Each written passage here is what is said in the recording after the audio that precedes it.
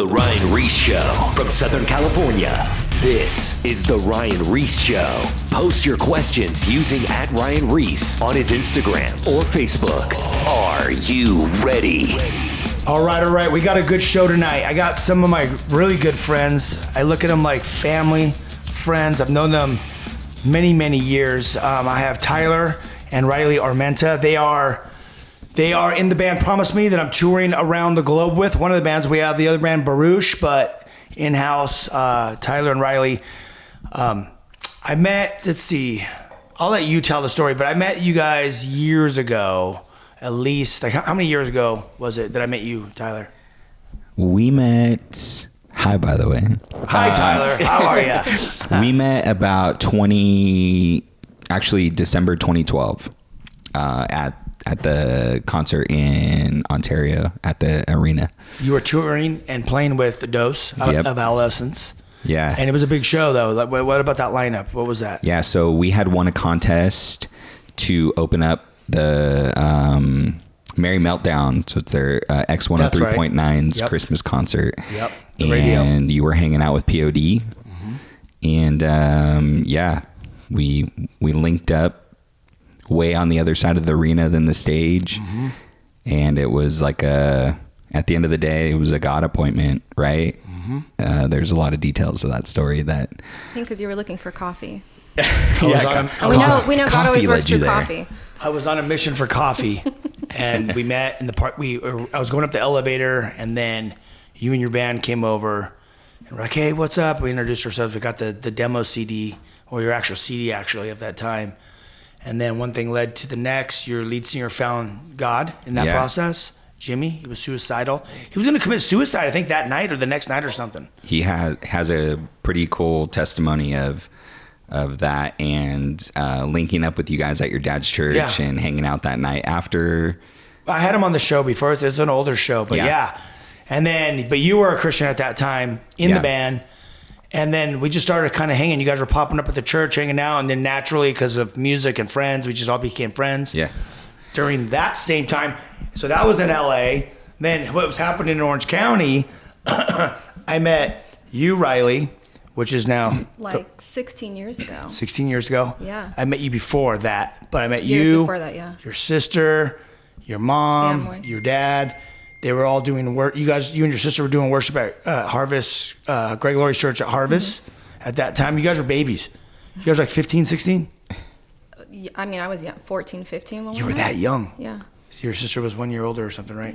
Yeah, you guys were super young, and we started hanging out, all of us, going to church together, became friends. And then between friends and friends, you guys connected somewhere. Where did you guys connect? Shine. Because of you. In Orange County. Were you Years doing later. music at that time? Or how? Were you playing? That night that we met, you had actually texted me, like, hey, come to this. I wasn't going to go. It was when Shine was on Saturday nights. And I was dropping off my brother to play bass. The first Shines. Yeah, like in the OG beginning. And I wasn't going to go. And you sent me a text. You're like, hey, I'm having this band come see this band. And so I ended up coming back. And we were hanging out, and that's when you introduced me to... What band? Dose. You had Dose play. They played at Shine. Yeah. Calvary Chapel, Costa Mesa, Saturday night. This is like... Yeah, it was one of the 12, first... 13 years ago? It was like one of the handful, first ones. One of the once a month. I think the one that Riley and I had met was the night that Head spoke. Yeah. So that was the second one. That was the second one, yeah. So you met there. Yeah. So you were like, hey... She's like, he didn't talk to me. She's like, get away. Yeah, to be honest, I don't even remember the initial meet. I mean, I kind of remember backstage. Seeing her, but yeah. So you don't remember? Do you remember him? I mean, you introduced us, and then. Do you remember him? Yeah, he had his Pete Wentz emo hair, and he didn't talk to me.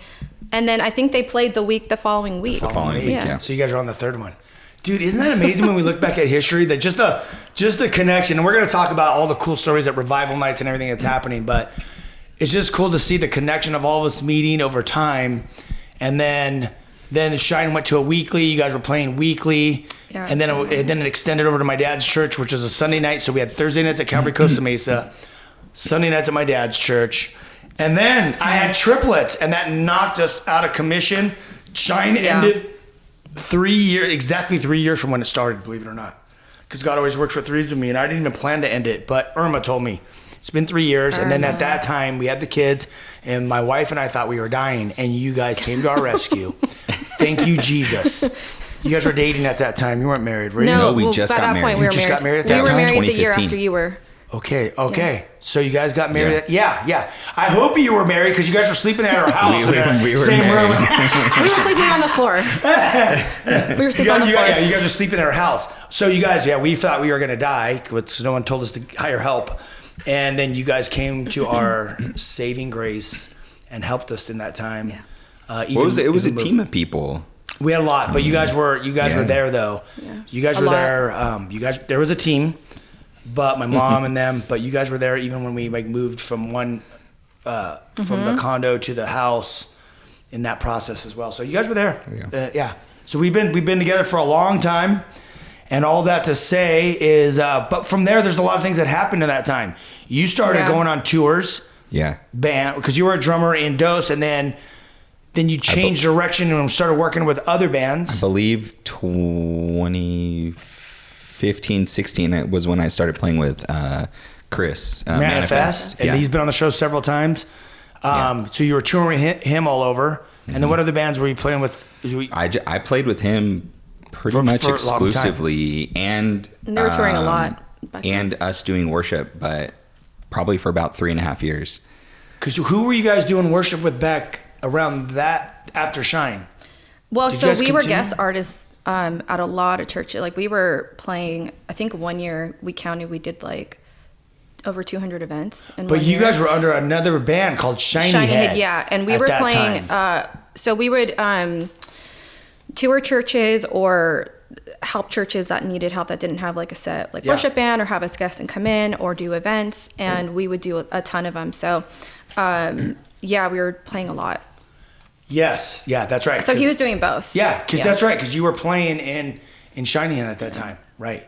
So you were going on tours with Manifest, playing with Shiny Head, and then you started going on. Then you met up with Islander, right?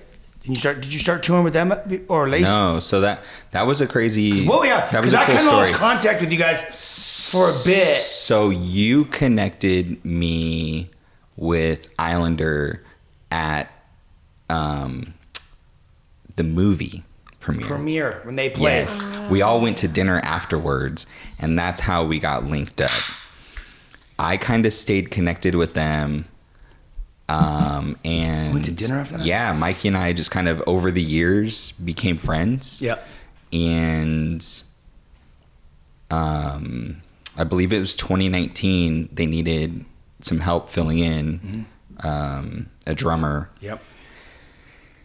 And we were supposed to do some tours, and then the world shut down.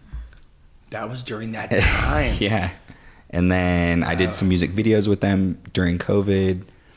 And 2021 was when I started doing tours with Islander, when music kind of opened back up and tours and stuff. That was it. That's where I lost contact with a lot of friends in the sense of being with each other. Because what would happen is we would all see each other at concerts or at church, and we'd always be back and forth. But then when COVID hit, that's the gap. Because I felt like I lost contact with a lot of people during the COVID gap. All the concerts shut down. So these normal yearly tours and everything that we'd all connect with our events, or even just other friends' concerts, when no one was seeing each other. But I think it's different too.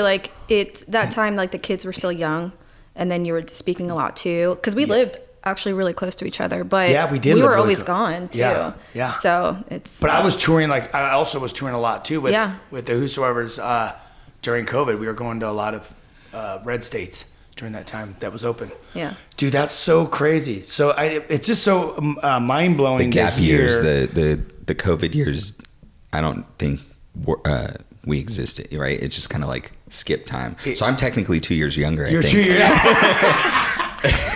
I'll take that when it comes to time. You look great. I'll take it. And then from there, you guys. So then you started touring with Islander after during that time. And then that all led you up to where, for a time period, you got into concealed carry. You guys were working at. Yeah, we ran a range in Huntington Beach for a while, and then we did a lot of private. We had a company called OD2A, and we would do framework on firearms and teach pistol and rifle fundamentals. And we would help people in California specifically go through the CCW process. We didn't license them, but we would prep them for that process a lot, because in California you need to have a license to carry a firearm. And we did that full time for like 3 years. You guys are still doing it though, right? We're still doing it, but now we're playing so much that it's kind of like, but I feel like during that time, God, we just, we weren't playing a lot. Things were different, even production. Tyler does, he's an audio engineer and he's a LD lighting designer, and all that work like left for a long time in Hollywood and in Orange County. And it was just kind of dead for a while. So we went full force into gun training, and that like literally took up our life for about 3 years straight. And then I think it feels like God kind of reversed it back to now being more in ministry and traveling. What he did is he set up provision for you guys when COVID and everything hit. Yeah. Right. He's the provider. So all your business shuts down on that side of things. And then God provided another way. Yeah. To shift it. And then now those doors have opened again, and now God's like opened these doors with when you look guys are playing back, more. now years go by, and sometimes we don't get to see like the fruit or the result, and sometimes we do. And I feel like now looking back, God definitely provided for everything, because we had bought a motorhome. We were like, we're going to buy a motorhome. We're going to travel. We bought the motorhome. We didn't travel because then we started teaching full time during that time frame. But that motorhome, it was super sick, by the way. We remodeled it. It was super cool. Allowed us to be a little more free and do a lot more things and be a lot more financially independent, which we needed during those times. Yeah. And you don't really notice that until you're kind of after the fact and you look back, like God knew and totally blessed us with that. And then, years go by, and then now it's like that allowed us to buy a home. So it's just, God sets things up, and it may not be what we thought we were going to be doing, but God knew, and now it's like a total blessing. Yeah, you kind of live life with kind of these like shields on, Just right? You what's in don't see front the of you. full picture. Yeah. And over time, you kind of step back and the Lord orchestrated literally us Everything. meeting, and we got introduced, and just my whole life, or our whole lives obviously together now, but it's pretty wild. People always ask me, because they're praying about their husband and their wife, and my mom used to always tell me this, they'd ask, how do I meet, how'd you meet your girl? And my mom would always tell me, Ryan, just like God brought Eve to Adam, he will bring your wife to you. And in the same way, you were there at an event with all of our friends, and then she's a friend, and God brought you two, dropped right in front of you, Yeah. And that's what he does. You don't have to look, he'll do it. I think that's the thing too, is But you weren't looking. I was not looking. No, really, like, no, that's good though. At the end of the day, I wasn't seeking Yeah. that in my life at that time. Yeah. And I don't think either of us were. I love talking about marriage, because I feel like now we've been married a healthy amount of time. Like, you've been married a year longer than us. So almost 10 years, and then 11 years-ish, ballpark. And it does sound cliche, like don't look and whatever, but it's true, because I wasn't looking for anything and he wasn't looking for anything, and we just kind of became friends. And obviously that became romantic, but our principles and our values were pretty very similar in our personalities and what we like, what we don't like, and how we are. So it was very much upfront, like, this is what I believe, these are my values, these are my morals, and those aligned. And then obviously I believe when those align, and God is in the center of these things, then everything kind of falls into place. We didn't force anything. And like, years go by. I feel like 10 years almost being married is quite a while, and it goes by so fast, but we look back and we're like, dang, like, this has been really cool. Because like, we like each other, we love each other, but we also like each other, and we're friends too. And we get to, I know it doesn't work for everybody, but like, work together, and it's really fun. Like, it's really cool. And I believe God knows like what our needs are, and they're not all the same with every relationship and every couple, but he knew what my needs were, like a partner in life and also a friend. And the same for him. It's like God aligns those things. I don't think we force anything. We don't go looking for it, or it's like, oh, I met this guy. You guys are in the same stuff. Yeah. You guys both got into the gunslinging for sure, training. You're a guitarist. Yeah, music. He's a drummer. What are there? I'm trying to get her into Supercross. It's a little hard. I watch the mains. I'm just kidding. No, it's just true wanna though. see, like, the main general thing happen. main interests and values and all those things. Yeah. You know, those are the most important at the end of the day. Yeah. I think hobbies and interests sometimes vary. Yeah, you know, totally. but a lot of the times they do actually align, or you know, she's interested in it because like I'm super stoked on something, or she'll just roll her eyes and she'll be like, yeah, you go do that. Yeah, you go do that. No, you go do that, but it's like, but I'm happy like you're having fun or whatever. You're into it. Like, that's cool. If I want to go shopping and like buy makeup, and he'll be like, He doesn't. cool, have your thing. He doesn't. He just wears the same clothes every day like me. So. That's true. Yeah. Yep. So, you know. Have like 500 black shirts, We have 5 pairs of black pants, And then like 3 pairs of jeans. I have like 2, and I just wear them every day. Just joking. Like No. people are like, do you change or white wash your shirts. clothes? I'm like, I used to not do that, I do now. but I do now. I just have the same. I'm like you. I got a stack of blacks t-shirts and a stack of whites. The whites, yeah. And the whites, I'm on a white program right now. I've just been peeling them off. Even though I'm wearing black, it's kind of rare. But just normally I wear black. But yeah, simple way to. We got other money. We got to spend money on other things, you know. Like but ice cream and stuff like that. tailing it back to Promise Me, Yeah. so that started in 2019, or actually 2018. Ish, yeah. We started working on music. Yeah. Promise Me was initially like a rock band, rock music, kind of pop punk, alternative kind of music. We actually worked on some music, never actually put it out, but we did do like a single. We're kind of trying to do that. And the world shut down right after It was 2019. right there at that time. Yep. And A lot of it just didn't get finished. Yeah. It just kind of fizzled, it seems. well, but interestingly enough, we put one of Riley's original worship songs we recorded. And What, out in 2018? yeah. So, but we never put it out, but when we would lead at worship at churches and things like that, we would play it, and like really great response. Like people love the song and all that stuff. And that basically, I think, what sparked obviously doing Revival Night, maintaining that same name. And yeah, just doing music. Because the way it worked out with Revival Night is I contacted you guys because obviously you did worship before, remember? And I'm like, oh, hey, I need another band. There's too many events and we need to have multiple bands. And then you're like, yeah, we'll do it. I'm like, well, you guys need a name. Like I can't just have like Tyler and Riley on the flyer. Like we gotta have.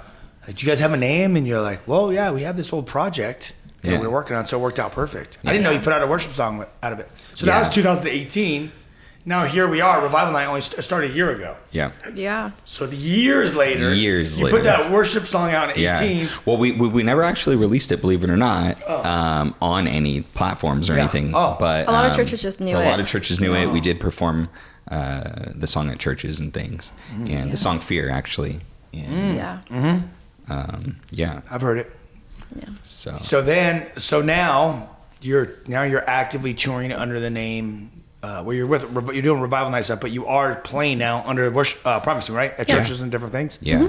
Yeah. Yeah, because we still obviously like we'll do stuff with you, and then we Yeah, but we you have still like guest Garrett's at it, Church but- and other people's. You're still so that's the name you're flying under. Yeah. Moving forward now. Yeah. Yeah. Sweet. And the idea behind Promise Me is, Yeah. What is the idea behind it all? well, we just always want to be reminded of God's promises to us, which is throughout the Bible and scriptures, and that's where the name stems from. So From Psalm, I think it's 119. yeah. It's like 15 minutes long, It's super long. I'll have like the Bible app read it to me. She's going to read it to us right now. I'll read it to you. I'll read it to you. We'll finish up the last half. No, I'm not going to read it. But there's a I'm just verse in joking with it. you. There's a verse in it that, Psalm 119. So the whole Psalm of 119 is like 15 minutes long. It's super long when the Bible app reads it, and I read slow, so it would take me like 20 minutes to read it. But Psalm 119, Which we're not going to do. 140. 140. Yeah, that's like not even halfway through. Says, your promises have been thoroughly tested. That is why I love them so much. And I read that and I was like, yes. That's amazing. Yeah. And that's speaking to God's promises and actually being tested in that and things. Tested. Yeah. That's an amazing verse. That's a cool verse. Yeah. Sure. So, anyways, that's where it stemmed from. And so, yeah. That's amazing. Okay. So what is, plus it's a cool name. I like it. And the merch sells. I've seen everyone raid the merch. So why do you guys even want to get involved with like worship from the beginning? Like I'll let Riley speak to this. I'm not. What led you to get into worship, I guess? Believe it or not, I'm like what they call a social introvert. I don't like to be the center of things. I don't like even like this, like to me is awkward. My sister is a lot more like extroverted but I just want to be obedient to God, and I know that when I've tried to do other things, He's always taking those things away. Like I surfed when I was young, and I was like, I want to do this, and like no. And then I skated when I was younger than that, and I was like, no, I want to do all these things, and I want to do sports, because like when your parents like make you play music, then you don't want to do it. And everything that I tried to do outside of that, God always took that away and pushed me back into music. And when I've tried to do also things outside of worship, I personally believe that God is like, you might have talents for these things, but for me, it's like in my heart, I know that God has me here. And I also know that by the fruits of what we're seeing. And it might sound like rude, but I don't like to do it. I don't like to go out on stage and like, I don't even talk. You like rarely see me talk on stage. And when I do, it's because God put something on my heart. And if I don't say it, then I'm being disobedient, but it's rare. I'm not like, I'm going to give you a sermon while I'm leading a worship, right? That's not my job, but God moves and we're just being used. Like it's nothing like we're not special. I'm not the best singer. I'm not the best guitar player. Like we're not the best anything, but for now, as long as He keeps having His hand upon us, and who knows how long that'll be while He has us here, but right now He does, and we're seeing a lot of fruit come from that. And I know that through other things in my life, like we have to be obedient in that, because I have tried even in recent years to do other things, and it's like God has really humbled me, and it's like, no, you do this. And I'm like, okay, it's not, maybe not forever, like who knows, maybe it is, but for now I'm obedient, and I walk in that obedience. And if I want to do all these cool things and think that I can go play like punk rock or whatever, maybe, but that's not where God has me. Mm-hmm. And so, yeah, that's, I understand that, because, doing it for, like when you're doing stuff for God and you're seeing the outcome, this is why you do it. Like it's life-changing. Crystal's told me, you're going to fly all the way to Germany and do an event and fly all the way back? And I'm like, yeah. It might be there 24 hours. Boots on the ground, maybe 48 hours. But when you're in God's will and you're doing, and you see when you see God move, you're like that. Because it's eternal. It's not, it's amazing. It's not promotional. It's not like we're ministry, contrary to what other things have shown in recent years, which is really sad. But like actual ministry is not promotional. It's not like, I don't even like calling it an event, but it should be life-changing and a constant like growth within all of us. Because I'm like, Revival Night, like as an example of what we're doing now, is like not just for them, like it's for us too, because we are going through so much before the event even happens. Oh yeah. And we're all like on these threads, like my life is ending, like this is a crazy week, but exist Yes. Especially when you know that you're in God's will, it's almost amplified. We're going to come back to that. And we're going to expand. Man. That's going to be your open. Yeah. That's very. But people don't see it. Sometimes people don't, like on the outside, they're like, why are you going to do this? Or like, okay, when I was in the hospital in Hawaii, when we, 2 months ago. Oh my gosh. They were taking my blood Leading work. into spiritual work. Yeah. I won't go through the whole thing. Lead it, Riley. But the nurse that was taking my blood to check on like the infection that I had, she was Wait, stop. So you guys fly into Hawaii. Okay. The night before the event.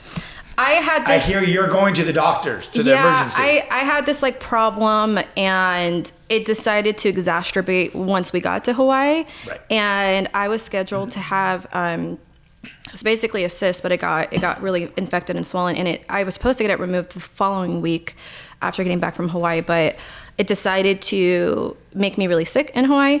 And the day of the event, I told Daniel, I was like, I feel like really sick. I'm gonna go to the hospital and just make sure like everything's okay. And so while they were prepping everything, Daniel dropped me off. I'm like, I'll be back. Like, don't worry about it. Anyways, they took me back. And long story short, the lady taking my blood was like, you can't leave, but it'll be like a couple hours. I'm like, I gotta go because I have an event to do. And she was like, you don't understand. If this ruptures, She tells you the can go doctor, septic. she's like, I'm going back. But she She's like, said "You to can me, die." she was super concerned, and she said to me, she was like, how important is this thing you got to do tonight?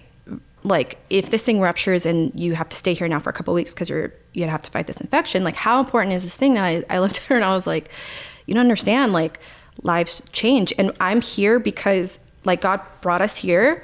And it's not cheap to go to Hawaii, but, like, to be a part of whatever God's gonna do. Like, that's the only reason we're here. We're not here on vacation. Yeah. And I was like, so I need to go do this thing. And I'm like, and I'll come right back. Cause it was only like a half a mile from the church. It's a faith thing too. You're riding on faith right here. You're going. Yeah. I got yelled at by a bunch of Hawaiian ladies. And they were kind of scary. They were mad. And I was like, I gotta go. And they're like, we're gonna check you out. Anyways. So I left, played really mellow. And then went back, and then it was crazy. But that stuck with me. It's like, how important is this thing? Stuff. Like, you're such an idiot for leaving. I'm like, but you don't understand. Like, I feel like Satan's just attacking me. And maybe I'm like, God, maybe I'm stupid. I don't know. But please just sustain me. So mind you, with this thing, she's had it bothering her for years. Many years. Yeah. Years. I know. And then it's the night of. Just so happened. It's just. Yeah. It's very interesting, and what are the odds? Exactly. Yeah, exactly. But how much did God move that night? And we didn't even play very hard. We didn't have big band. It was very mellow, I was in a ton of pain, so I was like playing really mellow. But literally, I opened my eyes at one point because I had my eyes closed because I was kind of in pain and I was trying to get through it. And I opened my eyes, and I told you there was these two kids. One was like maybe 10 and 12, and they were on their knees. And they were just praying and worshiping. And I was like, okay, God, like, this is why we're here. Because, a ton of people came up and it was amazing. But I saw these kids and I was like, this is like eternal stuff. And hopefully, Lord willing, like life-lasting stuff, especially for these young people. And those are pivotal moments. Like, I suck, like, take me out of it. Like, my needs don't matter right now. Their needs matter. And whatever you're doing, like, we're just here to hopefully make the space for that. And everything else, like, I could worry about it later. And God moved. And then the next night in Hawaii, God moved there too. And it was just, it's amazing. And that's literally just all God. So I believe as long as we're obedient, regardless of our personal woes, it's like, we get to see the fruit. And you have to take chances too with the obedience. Because that was a total chance, because if that thing would have exploded, whatever happens during that time, you would have been super sick. Super sick. Yeah. But you felt like, God brought you all the way to that moment. I would have done the same thing. Yeah. Literally, it's like, God, maybe I'm an idiot. I told him, I'm like, maybe I'm stupid, but you could sustain me. You could do it. I am a little stupid, so I'll take my chances. Yeah. But what are the chances of after all these years? Yeah. Oh shoot, we're going to a break. All right. We got a couple minutes here. You guys, I have PromiseMe in studio. Tyler and Riley, husband and wife, friends forever. Go to thewhosoevers.com. Check out the website. We go to 100 schools a year. Book us. Also go to my YouTube channel, Ryan Ries Official. You can get all the past radio shows for the last 9 years. Amazing conversations. That one with Jimmy from Dose, the lead singer. and so many more. But we'll be back in 2 minutes after the break. And don't forget to keep us in prayer for revival nights and for school tours, because the battle is real in the supernatural realm. We love you guys. Talk to you soon. More of The Ryan Ries Show coming up. Post your questions at Ryan Ries on his Instagram, Twitter, and or Facebook.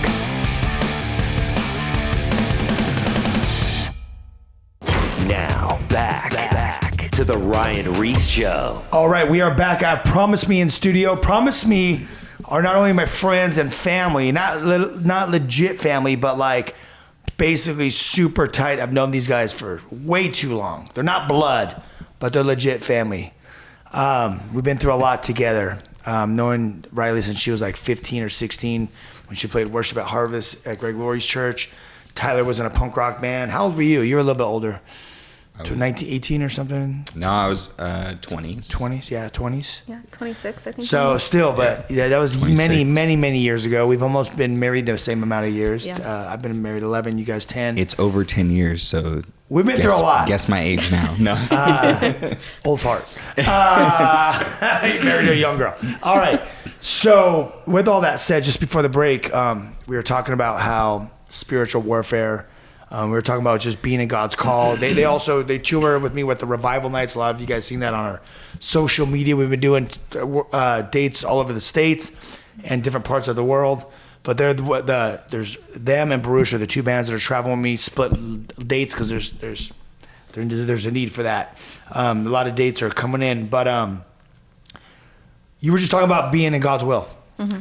And you had other opportunities to go playing pop music or rock music or just other things that God always pulled you away. If you were surfing, different things, God always pulled you back to worship. And the conversation was, you said. Yeah, and I wasn't a surfer by any means, but I tried, and I was like, you're an Orange County girl, so but, yeah, but actually, it reminded me of a story. When we were actually working and doing gun training, I got approached by this guy who basically, long story short, offered like a ton of money to do this like girl pop band that he was cultivating and pouring a ton of money into.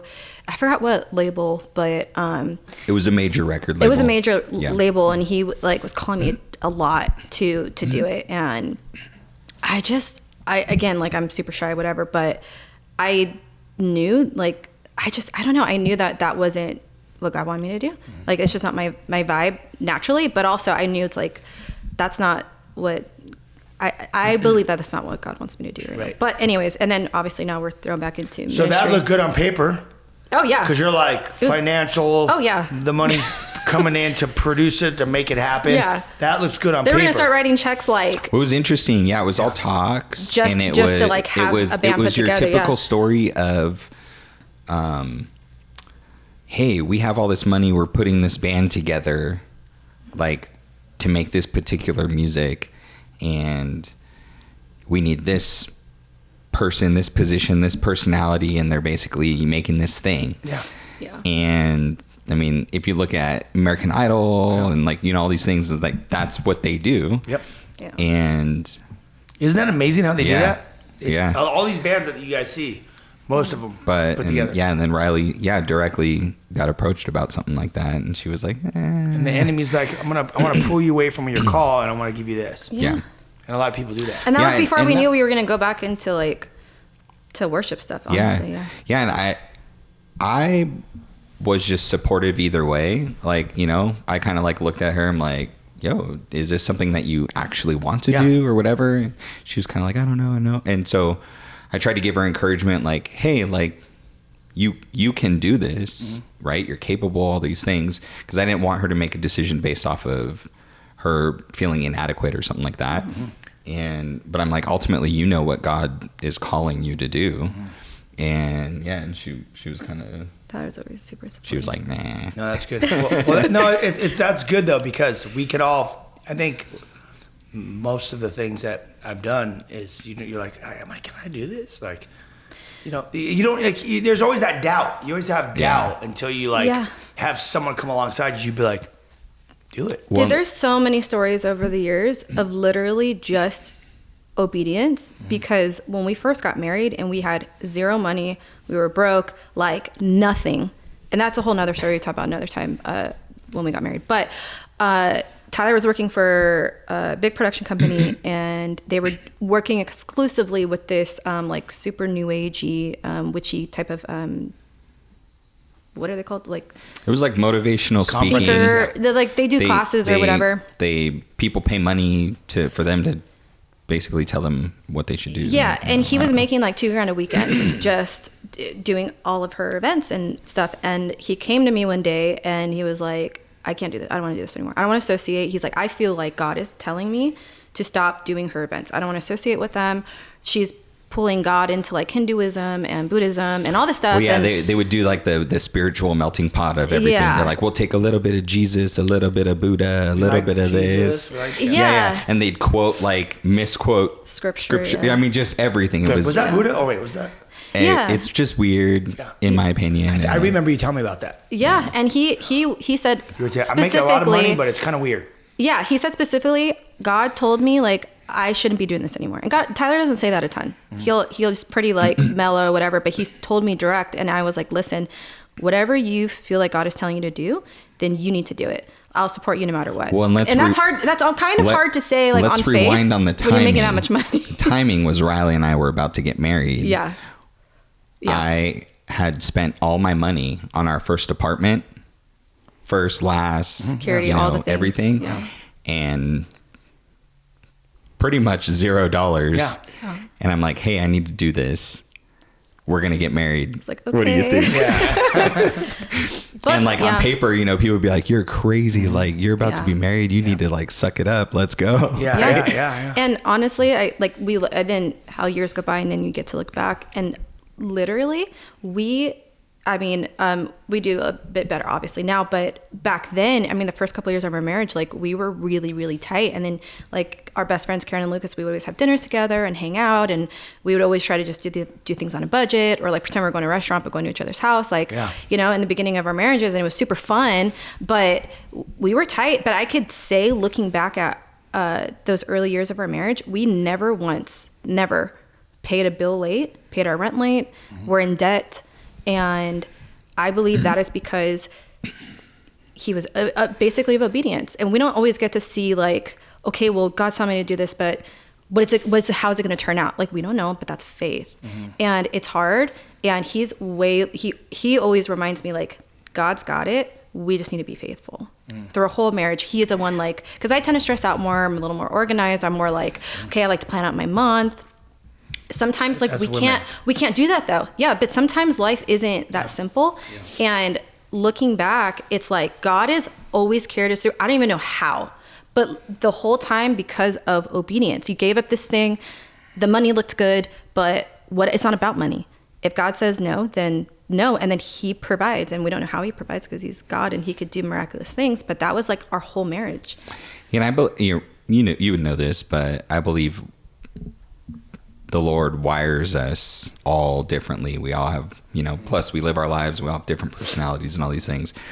Riley and I, in this sense, are polar opposite, I would have to say. Yeah. We're very similar in a lot of things.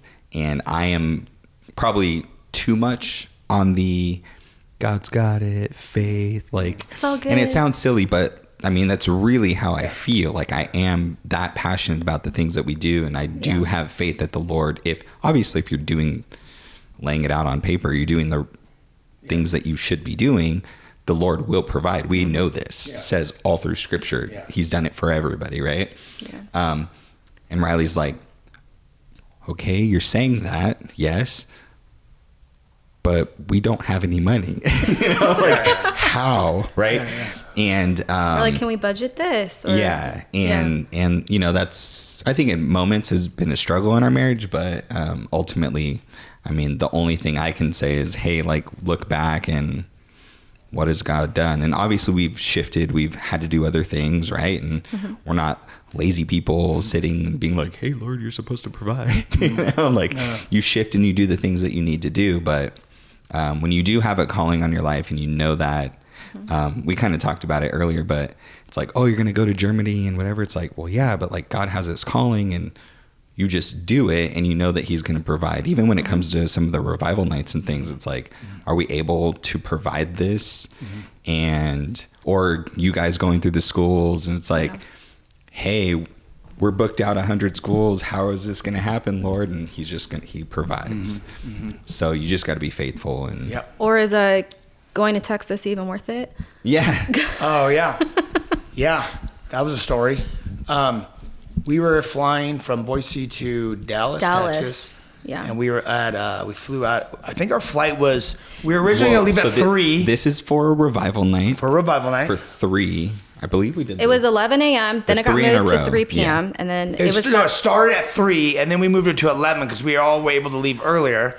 And then that flight got canceled. All of them. And then went back to 3 o'clock. Get canceled. And then that flight got canceled because the other plane the plane that we needed to take was coming from San Francisco. And we were watching it on the digital, like. How long were we at Boise Airport? All that to say, we were stuck at Boise Airport till 12. So we were there almost 12 hours.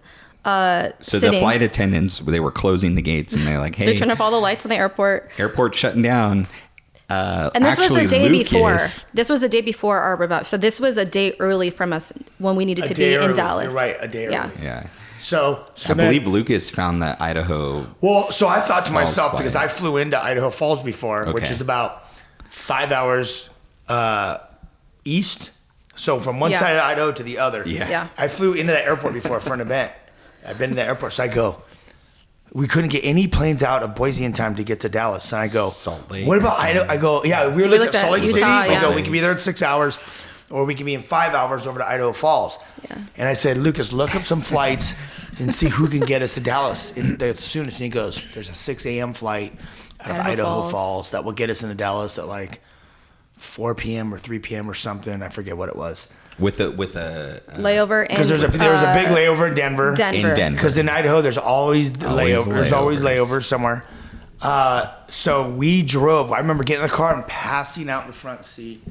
Lucas gets in the car. Dude, he did the full drive. Thank God we just bought that van. Yeah. So we wouldn't have had a van. We would have been like, okay, a car. We can't put all this equipment in there. Yeah. We had the van. We loaded up a 15-passenger van. We drove it across. Got there at like 4 something in the morning. 4 Whatever, something like that. Enough time for us to check in Get a and to get on burrito. that plane. Yeah. That flight was late. It was delayed. So then we're on the That plane, flight was and all of a delayed. sudden there's a scratch on the wing, and the pilot says we need to wait for maintenance. And our connection at Denver it was was only tight. like 40 minutes. But if you know Denver Airport, it's so massive, and it's hard to get. It was 2 hours, but that flight was late. So by the time we got there in Denver, we had 20 minutes. We had to run. And With our Hold gear. on, when we were sitting on the plane and we got the notification that we are going to be delayed again, we all looked at each other like, we were looking for new flights. We're like, yeah. Is Lord, you open the doors, revival night happening? I don't know. Like, let's just. So we got to Denver, and Ryan got off the plane first and ran ahead of us. But I travel my guitar on the plane. We have Tyler's snare. We have stuff that we carry. All the other stuff goes under the plane, but we have a lot of gear that we carry physically. Yeah. And our again, if you know like Denver, how massive it is, huge. it was like almost a half a mile difference between the terminal we were in to our connecting flight. Yeah. So how did you? So my thing was like, they're like, boarding was ending in 5 minutes. Yeah. So I texted Lucas. I said, I'm running to the gate. I'm gonna be at the gate. I'm gonna hold that gate open. Tell him we're coming. So I ran. I booked it. I get down to the gate and I walk up and I go. She's like, we're closing the gate in a couple of minutes. I go, you cannot close the gate. I said, my friends are all coming. We were just delayed. I'm telling them the whole story. And I'm like, they're coming down here right now with their equipment. We have to hold the gate. We cannot close this gate. And they're like, sir, you better get on board. I go, no, you have to keep it open. And then finally the lady looks at me and goes, what's your name? And I go, Ryan Ries. She goes, Do you know who I am? she types it in. No, she types it in. She looks it up. She goes, where are you flying?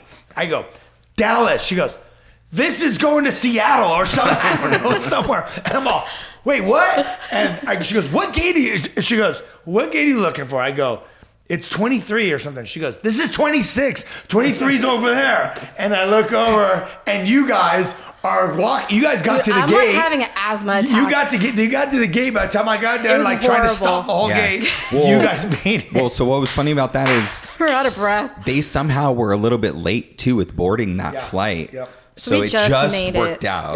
That flight And was I late believe too. we were the That flight was last. late. We were the last couple to walk onto the plane, and we get on that plane, and we find out that one That was a little bit delayed. Again. But we got, so like when we finally we got got to there. Dallas, we had enough time to go straight to the church and set up and play. Yeah. And then from Dallas, we had to drive to Oh, yeah, Houston. we drove. So we drove that night. So That we were night. up, I think, I calculated it was like 41 hours straight.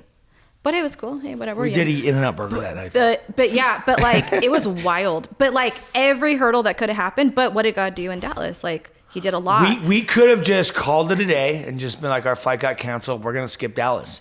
Yeah. But we did everything in our will and way we could, driving through the night, we hit, I guess, altogether, we hit at least 6 delays because that flight kept getting delayed over and over and over and over. Yeah. And then oh, no, this is what happened in Boise. All those delays led to the very end. There was something wrong with the plane after the delays. Yeah. And then they go, we fixed it, but The airport's closed. time's up for all the flight airport's attendants. closed. And Flight attendants. And See that's what why. else? And then That's what and it after they was. fixed it, we couldn't go because of that. Yeah, crazy. Anyway, you can't make this stuff up. Look, who needs to sleep? But all that to say, God showed up in Texas, and it was amazing. Yeah. Big And all we do is show up and he provides, right? Yeah. And ultimately, if he would have shut all the doors that we attempted and we're like, all right, well, I guess we're not supposed to play Dallas, we would have been okay with that. Yeah. We still But- do what we can, but regardless he of made it like happen. if we want to, if we want to sleep. That story that will go doesn't down matter. That story will go because down in the books. It's hardcore. Yeah. I'm glad we just recorded as the it. crazy airport story. That's a good one. Dude, I think I have a handful. That will be in a book That one's one one of day. the best ones. Yeah. No, I mean, I can't remember any other trips trying that hard to get somewhere, changing airports and stuff. Yeah. So yeah, the spiritual warfare is real, but God will do it. He'll show up at the 11th hour, but he's never late. He's never late, and like, I know people say it, whatever, but it's true. Like even like the one person, their life gets changed or transformed, or their marriage gets transformed, or their kids. We had 2 kids identified as furries come up in Houston and share their story and give their life to Jesus, and it's like We baptize. who cares the number? Who cares like how we feel? It's we show up and God moves regardless. And I want to just identify, that's someone that's like identifies as an animal, like a transgender animal. These 2 girls, they both, one gave their life to Christ that night, one gave their life to Christ the weekend before, and they both got baptized. Yeah. So just think about just that story That story alone. Yeah. is enough to go through all that hell. And we to wouldn't, see. and sometimes we didn't even get to know what happened. Sometimes we Yeah. do get like crazy DMs and true. stuff and that's amazing. And sometimes we don't, but it's like, okay, God, you told us to do this. We're doing it. Maybe we don't get to see all the fruit. We get to see some fruit. Maybe, I don't know, but obedience is just obedience no matter what. And we have faith that God moves. And I think it's by God's grace too that we're able In His to grace, see yeah. some of the stories, right? Yeah. But ultimately, we do it and know that He's faithful. Yep. And Yeah, you only hear a couple stories like if He someone gives us DMs highlight. you. He gives us highlights, and we're like, all right, cool. Like That just those little like you did move, even though we know you did. Exactly. Exactly. it's like, And just that one little it's story. like it's a ton of like we've been friends for 16 years, so like we have a ton of fun. But like it's not. I want to clarify, like it's not. We don't go to have fun. It's a ton of work. We rarely sleep, Yeah. and Yeah. but again, like if God is like you do this and we do it, like that's all that matters. We get to have fun. Those are like our fun times and whatever, and like it's cool. But sometimes it's really hard, and we've had weeks where like leading up to an event, it's like really hard. And Yes, that spiritual the warfare and spiritual warfare stuff going thing is on, real. like getting hurt or whatever, and it's just like, okay, like Riley and I, we rarely fight. I Yeah. mean, we bicker, right? Most We're together of the all the time. And I think more recently we've had some of the most like spiritual warfare when it comes to things. yeah, we're like, that. what's happening? Like, Why are we fighting? what the Yeah, heck is Like, happening? Yeah, this is stupid. like why is Yeah. this funk or fog happening? And we kind of, thankfully, we do as well as we can to communicate, and I feel like we're pretty good at it.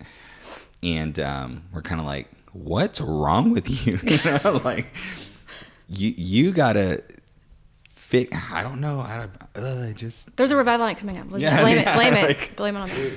It's I wild. agree. I fight with my wife too, leading up to revival nights. Yeah. And I'm like, It's just I'm noise. like, why is this happening? It's revival night. It's Because like, everything to shift our focus Yes, from the I Lord and from what God's going to do that night. Yeah. And Because that gets hard because then I'm like, crap, like I got off BPM or I'm not feeling this, but whatever. And I start thinking all these things as like I'm playing, or I'm like, okay, like maybe I got to switch this up because the lyrics aren't on and whatever, and I go through all that in my head, and it's so stupid because it's like, they don't even just shut up. Like they're dealing with whatever they got to deal with the Lord, and just shut up. But like Satan does that to me. It gets in my head. I know he does it to you before you speak or before we go out, and it's like, even up there. yeah, Up there. I could be in the middle of teaching the message and thoughts. Yeah. You're not connecting, this and that, you know, Yeah. or whatever they are. And it's just all these derails to be like, and then I just keep talking. as anything to my shift our mind- focus Yeah. from the moment and what God's doing. Exactly. Yeah. Always And, like that. So spiritual warfare is real. Well, let's before we close, we have like 4 minutes left. What people that maybe you want to encourage some people that want to get into doing worship? What are some things? What are some starting points for them? Don't. No. One word. No, that was a Don't. joke. That was a The joke. end. I say this with the most like genuine heart. I am a huge supporter of walking in your calling, and there is a difference between wanting to do something and being called to do something. Yeah. So you need to be in prayer and really, because ministry is hard. Leading worship and having that responsibility is very hard. It's not, again, like I know how it looks to maybe the culture nowadays with like Christianity and music and whatever, and it's super could be super like, you know, crazy and whatever. I'm not trying to badmouth anybody, but like the lifestyle doesn't match like the lyrics are singing or whatever, and we got to be careful with that because we are singing and leading people. We got to make sure what we're singing is theologically sound and about Jesus, not, you know, and a lot of, I believe worship has become about ourselves, but it's a serious thing. And, you know, teaching from the pulpit, that's a serious thing. We're responsible for who, what, and who we're leading. And so we need to make sure like we take that seriously, because I always didn't. You know, I was just like, okay, I like the song. I never read the lyrics. I never really cared as much. I'm like, what do people respond to? It's not about that. It's what is legit. What am I saying to God? What am I saying about him right now? That's super important. And the other thing is like, music's great. It's fun. But for worship, like make sure that is your calling. And because there's a difference between playing music and being a worship leader or trying to be a part of something like that. And so I'm all about it, but make sure it is in your calling, because you're going to get eaten up if it's not. And yeah, I wish I could draw. I am not an artist. I suck. But like, there's things that I want to do, but I'm not great. So it's like, it'd be a little, self-awareness, but also like, what is your calling, and walk in that calling. Yep. What about you? Don't get into it. No. I don't know. In ministry, there's no prerequisites, or there's no one tells you ministry's dirty, you know, dark, gritty. You're gonna have expectations. They're not gonna get met. Like all these things, it's almost gonna be worse than working in the world, like at times, because people, you almost have this sense of they should be holding themselves higher in accountability because you're serving God or you're serving the Lord in this. But unfortunately, it's not like that. Yeah. And I would say always keep your eyes on Jesus. Don't look at man or people, because they will fail you every time, whether it's your pastor, and we will fail your ourselves. leader. Everyone will fail. 100%. Yeah, definitely you. Definitely me. No. And also search your heart, knowing that it's for the right reasons. Not that you're seeking those right reasons, but that God's filtering that out. Yeah. Why are you even doing it? Exactly. Yeah. That's the question. And I think intentions are always good, but doesn't mean that you should be serving the Lord in that capacity or ultimately leading worship, right? And that's why I love that you always say like kill the flesh or kill the noise and come up with those things, because it's true. It's like we always pray like before we do anything resembling like worship or going to a church, and it's like, God, make sure my motives are right, that I'm here for you, and I suck, like take me away from myself, and we just want to be filled with you and be used by you, and that's it. Well, I'm going to end it there because we have a couple seconds left. And you've heard me say this before. I get up on stage and I say, I don't want this to be another study. Yeah. Like, I'm like, God, I'm here because I want to see you move and I want to see you touch people's lives. That's why we're here. Yeah. So it's just always just trying to check your heart. All right, guys, what an amazing show. Promise Me. Head to my website, the YouTube, Ryan Ries official. All the past shows are up there, the whosoevers. We go to 100 schools a year. Get with us. If you want to donate to the cause, fund the high school tours because the harvest is ripe. The workers are few.